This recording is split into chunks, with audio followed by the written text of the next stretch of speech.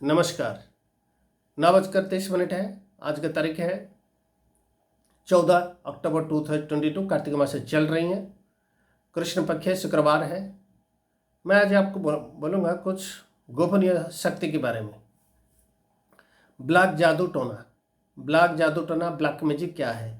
Black magic जिसको होगा उसके शरीर भारी रहेगा, सर दर्द होगा, रात में नींद नहीं आएगा, सो नहीं पाएगा, नौकरी नहीं मिलेगा, धन नहीं टिकेगा, काम आधा में रुक जाएगा, आगे नहीं बढ़ पाएगा, धन प्राप्ति में कष्ट होगा, व्यापार डूब जाएगा, काम धंधा नहीं चलेगा, हाथ पैर से बांध देगा और ऐसा रोग होगा वो पड़ा रहेगा, रोग में बेड रिडन हो जाएगा और बेड में पड़ा रहेगा। या शरीर में स्किन डिजीज भी होगा, शरीर में कई टाइप का रोग होगा। ये सब होता है। और दूसरा क्या होता है, अगर उसमें कोई भूत प्रेत भौतिक बाधा है तो liver problem, kidney problem, cancer जैसा रोग होगा। ये कैंसर, लिवर, किडनी प्रॉब्लम जो होता है ये सब रोग नहीं है, ये सब भौतिक रोग है। उसके शरीर में कोई दुष्ट आत्मा, डाकिनी, शाकिनी, पिशाचिनी या कोई भूत प्रेत, जख्य, रख्य, गंधर्व, ब्रह्मरख्यास, पिशाच घुस जाते हैं।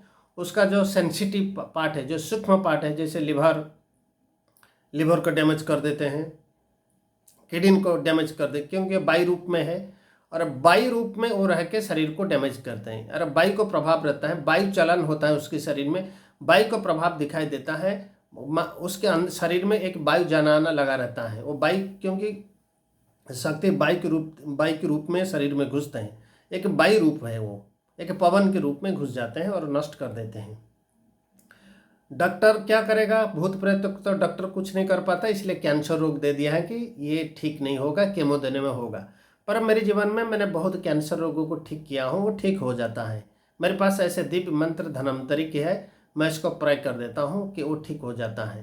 कोरोना भी मैंने 1000 लोगों को ठीक किया। धन्वंतरी में भी मंत्र के प्रभाव से लिवर, किडनी, कैंसर, कुछ भी टाइप का रोग हो मैं तुरंत दूर कर देता हूँ। मेरे पास वो सिद्धियाँ धन्वंतरी से प्राप्त है। मैं मंत्र को चला देता हूँ।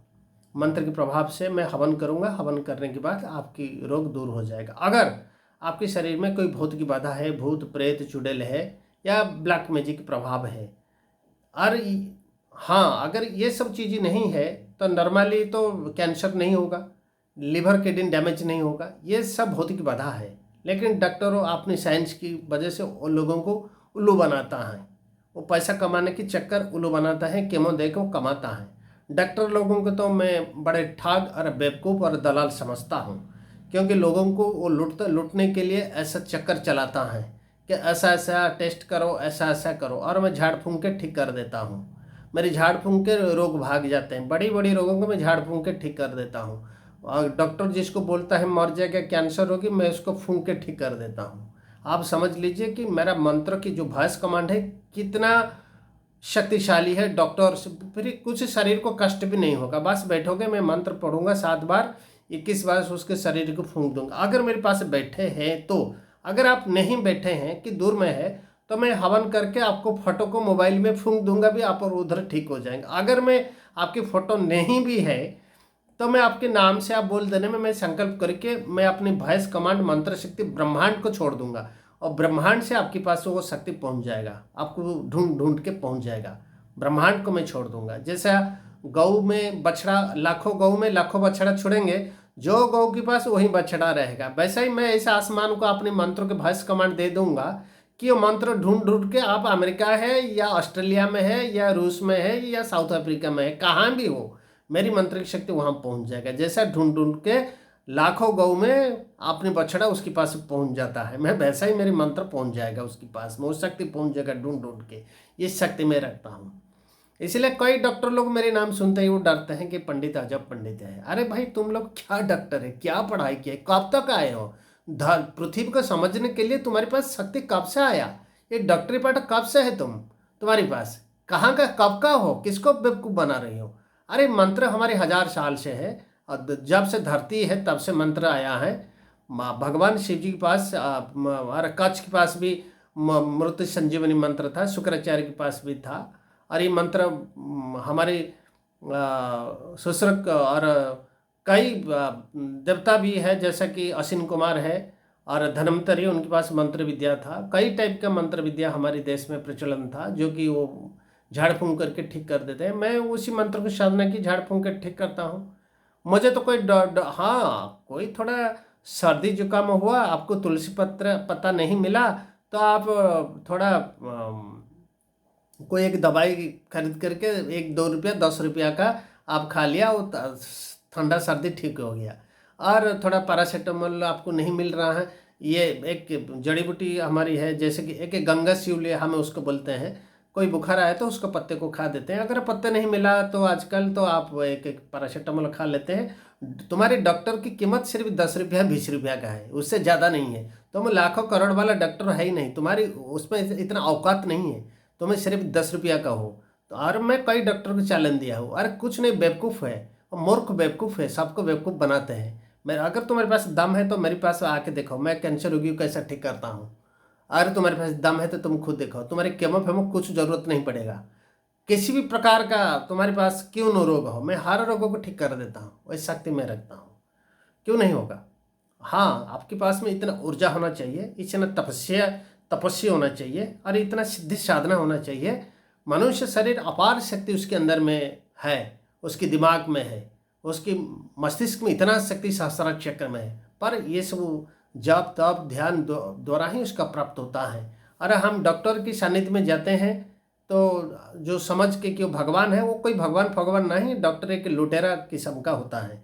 इसलिए मैं आप लोगों को निवेदन करता हूँ कि हमारी जो ट्रेडिशनल जो था, वनौषधि जो था वो सही था।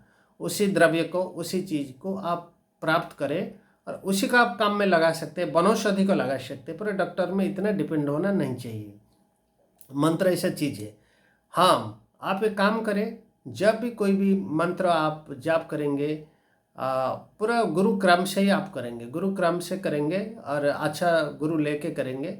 अगर कोई भी गुरु नहीं मिला आपको तो ठीक है, भगवान शिव जी का अपने मन में बिठा लो और धीरे धीरे जो भी आएगा सिचुएशन उसको आप सामना करके आगे बढ़ते रहो। जरूर आपको साधना में सफलता मिलेगा और बहुत उच्च कोटि का सफलता आपको प्राप्त होगा। ये जन्म में नहीं तो अगले जन्म में होगा, नहीं तो उसके बाद वाला जन्म में होगा, पर होगा जरूर।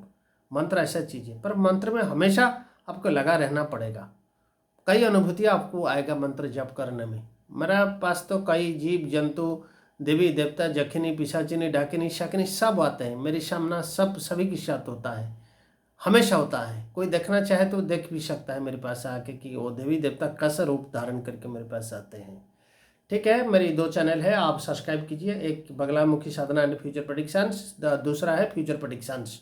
2 चैनल है, वो सब्सक्राइब कीजिए, देखते रहिए। मैं नया नया साधना की चीज़ें आपको मैं प्रेजेंट करूंगा। आप साधना के मार्ग में आगे बढ़िए, मैं आपको मदद जरूर करूंगा।